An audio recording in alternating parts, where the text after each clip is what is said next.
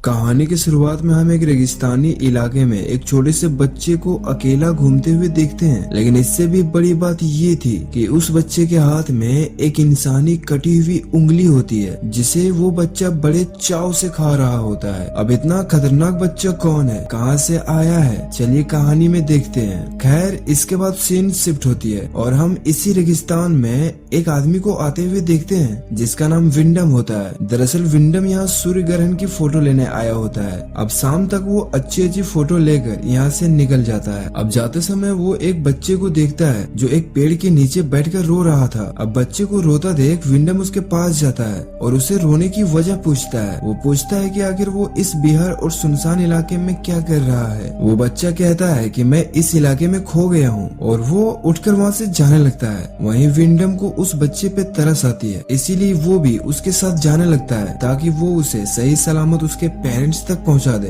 अब इस बिहार इलाके में विंडम उसके माँ बाप को ढूंढने लगता है, लेकिन इतनी बड़ी रेगिस्तान में उसे दूर दूर तक कोई इंसान नहीं दिखता। इसीलिए विंडम डिसाइड करता है कि वो इस बच्चे को आज के लिए अपने घर ले जाएगा और सुबह होते ही वो इस बच्चे को लेकर वापस इसी जगह आएगा और उसके माँ बाप को ढूंढेगा। लेकिन वो बच्चा विंडम के साथ नहीं जाना चाहता। वो अकेले ही इस वीरान रेगिस्तान में आगे जाने लगता है और विंडम से कहता है मेरा माँ बाप इसी डायरेक्शन में आगे है। इसीलिए विंडम को ना चाहते हुए भी बच्चे के पीछे पीछे जाना पड़ता है। अब आगे जाने के बाद अचानक से विंडम को रियलाइज होता है कि वो इस बच्चे के चक्कर में काफी दूर आ गया है। यहाँ पे वो सोचने लगता है कि कहीं वो इस बच्चे के चक्कर में वो खुद इस रेगिस्तान में ना फंस जाए। और तभी वो बच्चा विंडम को देखकर एक अजीब सी स्माइल करता है और वो वहाँ से आगे बढ़ने लगता है। लेकिन विंडम को यहाँ थोड़ा अजीब लगता है। उसे लगता है कि वो बच्चा यहाँ पे सिर्फ उसे फंसाने के लिए आया था और होता भी इसी तरह है। अब किसी तरह विंडम यहाँ तो आ गया था,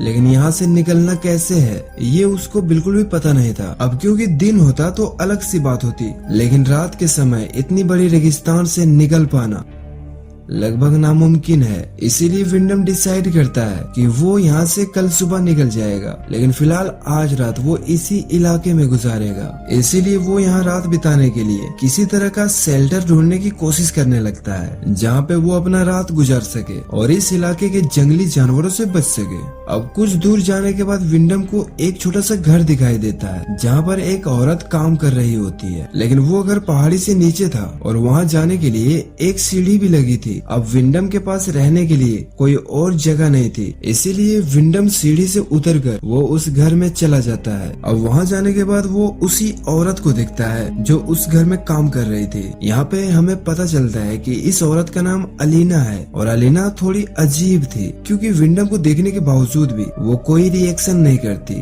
और न ही वो विंडम से कुछ पूछती है। यहाँ पे विंडम उसे खुद से अपना इंट्रोडक्शन देता है। वो कहता है कि वो रास्ता भटक गया था और मेरे पास रहने के लिए भी कोई जगह नहीं थी। अब उसकी इन बातों को सुनने के बावजूद भी अलीना उससे कुछ नहीं कहती, लेकिन कुछ देर के बाद वो विंडम को खाना खाने के लिए अंदर बुलाती है और यहाँ पर वो विंडम को खाना खाने के लिए देती है। यहाँ पर विंडम अलीना को देखकर उसे थोड़ा अजीब लगता है। अब खाना खाते समय अलीना उससे बात करती है। वो कहती है कि आज रात तुम यहीं रुक जाओ और सुबह होते ही यहाँ से तुम निकल जाना। इसके बाद अलीना उसे एक कमरा दिखाती है और विंडम को कपड़ा चेंज करते हुए अपनी बॉडी दिखाने लगती है। इसके बाद विंडम सो जाता है और सुबह होते ही वो अपना सारा सामान पैक करके यहाँ से निकल जाता है। लेकिन तभी वो देखता है कि वो जिस सीढ़ी से नीचे उतरा था वो सीढ़ी अब यहाँ से गायब हो चुका है और अभी जहाँ पर विंडम खड़ा है वो जगह चारों तरफ से ऊंची ऊंची चट्टानों से घिरी हुई है, यानी कि यहाँ से बिना सीढ़ी के निकल पाना नामुमकिन था। इसके बाद विंडम परेशान होकर अलीना के पास जाता है। वो उससे पूछता है कि कल रात जिस सीढ़ी से मैं नीचे उतरा था आखिर वो सीढ़ी गई कहाँ। अब उसकी बातें सुनकर अलीना उससे कहती है कि उन लोगों ने तुम्हारे जाने से पहले ही सीढ़ी को यहाँ से हटा दिया। अब उसकी बातें सुनकर विंडम उससे कहता है कि कौन लोग, लेकिन अलीना उसकी कोई भी जवाब नहीं देती और अपने काम में लग जाती है। इसके बाद हम विंडम को देखते हैं जो क्लाइंबिंग हैमर से यहाँ से निकलने की कोशिश कर रहा होता है। अब चढ़ते चढ़ते विंडम थक जाता है और वो वहाँ पर कुछ देर आराम करने लगता है, लेकिन तभी उसे कुछ बच्चों की हंसने की आवाजें आने लगती है और तभी वहाँ पर एक कटा हुआ बकरे का सर आकर गिरता है, जिसे देखकर विंडम घबरा जाता है और वो भी नीचे गिरकर बेहोश हो जाता है। अब रात को जैसे ही विंडम को होश आता है तो वो देखता है कि उसका जो हथौड़ा था जिससे वो चढ़ने की कोशिश कर रहा था वो उसके पैर में घुसा हुआ है और इससे विंडम को काफी दर्द हो रहा था। अब उसे चिल्लाते हुए देखकर यहाँ पर अलीना आ जाती है और वो उसका हथौड़ा निकाल कर उसे अपने कमरे में ले जाती है। यहाँ पे विंडम पूरी रात सोचता है कि आखिर वो कौन लोग हैं जो उसे यहाँ से जाने नहीं दे रहे हैं और यही बात वो जाकर अलीना से भी पूछता है, लेकिन अलीना उसे कोई जवाब नहीं देती। अब कुछ समय के बाद विंडम जब थोड़ा सा ठीक हो जाता है तो फिर से यहाँ से निकलने का प्लान बनाता है और तभी विंडम की नजर चट्टान पे खड़े एक लड़के पे जाती है, इसीलिए वो उसे आवाज लगाते हुए हेल्प मांगने लगता है और वो उस बच्चे को एक रस्सी लाने के लिए कहता है। अब उसकी बातें सुनकर लड़का उससे कहता है कि ठीक है, कुछ देर तक तुम यहीं रुकना, मैं वापस आऊंगा। अब इसके कुछ देर के बाद वो लड़का वापस आ जाता है और वो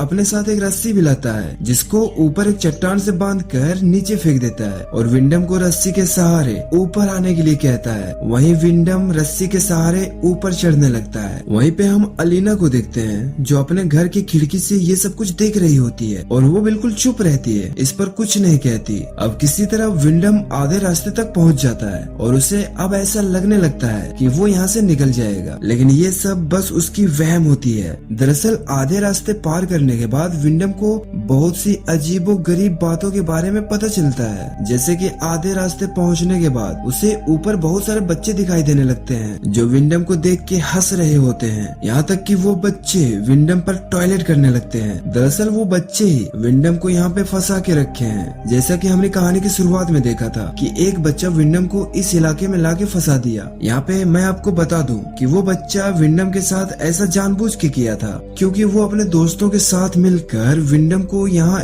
इस जगह ट्रैप करना चाहता था। खैर यहाँ विंडम को पता लग जाती है कि उसे यहाँ पे फंसाया गया है। यहाँ पर वो बच्चे ऊपर से रस्सी को जोर जोर से हिलाने लगता है जिससे विंडम हवा में यहाँ वहाँ होने लगता है और इसीलिए विंडम अलीना से हेल्प मांगता है, जिसके बाद अलीना उन बच्चों को यहाँ से भागने के लिए कहती है, लेकिन तब तक विंडम का सर चट्टान से लगने के कारण वो यहाँ पर फिर से बेहोश हो जाता है। अब यहाँ पर विंडम को लगने लगता है कि वो यहाँ से कभी भी नहीं निकल पाएगा। यहाँ पे विंडम को ये भी लगता है कि हो सकता है अलीना को भी इन लोगों ने ऐसा ही फंसाया हो और काफी कोशिशों के बाद भी जब वो यहाँ से नहीं निकल पाई तो उसने मजबूरी में इसी घर को अपना बना लिया। वहीं पर हम उन बच्चों को देखते हैं जो टाइम टाइम पर उन दोनों के लिए खाना पहुंचाता था। असल में वो बच्चे उन्हें मारना नहीं चाहते थे, लेकिन यहाँ से उन्हें बस जाने नहीं देते। अब यहाँ पे रहते रहते विंडम यही जमीन में सब्जियां उगाने की कोशिश करता है ताकि उसे खाने की कमी ना हो और तभी चट्टान के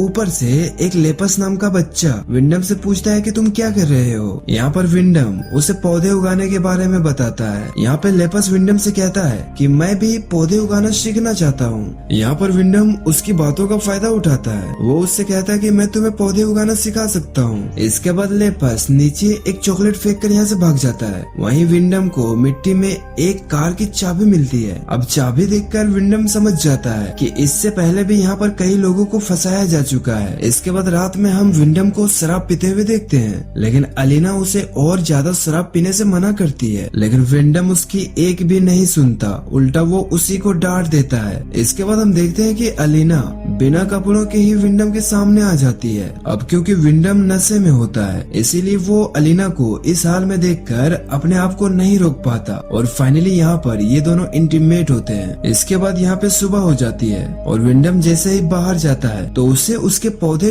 टूटे हुए मिलते हैं और उन पौधों को ठीक करने के लिए अलीना भी उसकी हेल्प करती है। और तभी चट्टान के ऊपर लेपस आ जाता है। वो विंडम से बातें करने लगता है। विंडम कहता है कि मैं तुम्हें इतनी दूर से कुछ नहीं सिखा सकता। विंडम कहता है अगर तुम यहाँ से मुझे बाहर निकालो तो तुम जो चाहो मैं वो सिखा सकता हूँ। लेपस उससे कहता है कि ठीक है, लेकिन इन सब के यहाँ रहते हुए मैं तुम्हें नहीं निकाल सकता, लेकिन जब वो अकेला होगा तो वो उसे बाहर निकालेगा। वहीं इन दोनों की बातें अलीना भी सुन रही होती है और तभी ऊपर एक बच्चा आता है जो इन दोनों को बातें करते हुए सुन लेता है और वो गुस्से में लेपस को यहाँ से लेकर चला जाता है। अब रात को डिनर करते समय अलीना विंडम से कहती है कि वो उसके बच्चे की माँ बनने वाली है। अब उसकी बातें सुनकर विंडम गुस्सा हो जाता है और इन सब चीजों का दोषी वो उसे ही ठहराता है। वो कहता है कि इसमें तुम्हारी गलती है, ये सब तुम्हारी वजह से हुआ है, क्योंकि जब मैं नशे में था तो तुम मेरे सामने बिना कपड़ों के क्यों आई। उसकी बातें सुनकर अलीना उससे कहती है कि ये हम दोनों की मर्जी से हुआ है। इसके बाद विंडम यहाँ पे सो जाता है। वहीं दूसरी तरफ हम उन बच्चों को देखते हैं जो यहाँ पर अपने कुछ रिचुअल को कर रहे होते हैं, यानी कि किसी तरीके का काला जादू को परफॉर्म कर रहे होते हैं। इसके बाद यहाँ पे सुबह हो जाती है, जहाँ पर विंडम को अलीना की रोने की आवाजें आती है और जैसे ही वो बाहर जाता है तो बाहर का नजारा देखकर उसकी फट जाती है। दरअसल उन बच्चों ने लेपस को जान से मारकर उसकी बॉडी को हवा में लटका दिया था,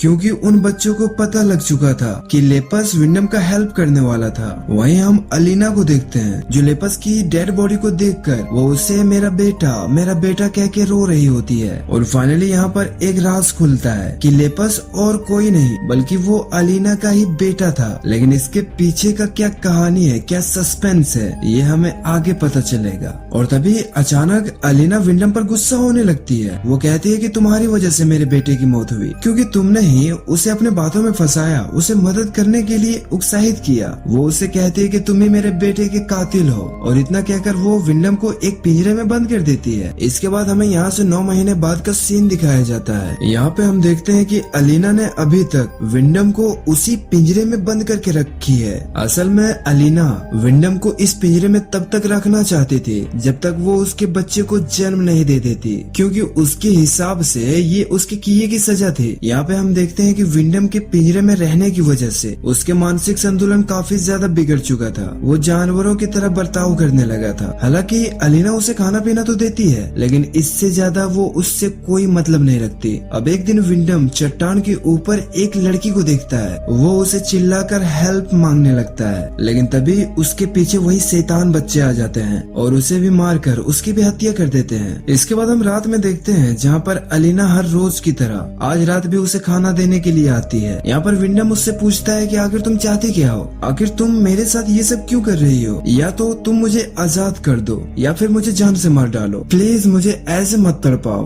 विंडम कहता है कि मैं तुम्हारे बच्चे का बाप हूँ, जिसे सुनकर अलीना उससे कहती है कि नहीं, तुम बस एक बीज हो। इसके बाद यहाँ पे सुबह हो जाती है, जहाँ पर हम अलीना को देखते हैं जिसका लेबर पेन शुरू हो जाता है, यानी कि उसकी डिलीवरी का टाइम आ चुका है। इसीलिए वो विंडम को आजाद करती है और उसे हेल्प करने के लिए कहती है। यहाँ पर विंडम भी उसकी पूरी मदद करता है। यहाँ पर हम देखते हैं कि उसकी एक बेटी होती है। अब जैसे ही विंडम अपनी बेटी का चेहरा देखता है, वो यहीं पर रहने का फैसला करता है और वो अब यहाँ से कहीं नहीं जाएगा। लेकिन तभी वो सारे शैतान बच्चे यहाँ पहुँच जाते हैं और एक चाकू की हेल्प से वो विंडम का गला काट देते हैं, जिससे विंडम वहीं तड़प तड़प कर मर जाता है। इसके बाद वो बच्चे जो कहने वाले हैं वो सुनकर आपका होश उड़ जाएगा। वो कहते हैं कि माँ, आपने जैसा कहा था हमने बिल्कुल वैसा कर दिया, जिसका मतलब साफ है कि ये सारे बच्चे किसी और के नहीं बल्कि ये सारे बच्चे अलीना के ही हैं और सारे बच्चे अलग अलग मर्दों से है। यानी कि विंडम के इंटीमेट होने से पहले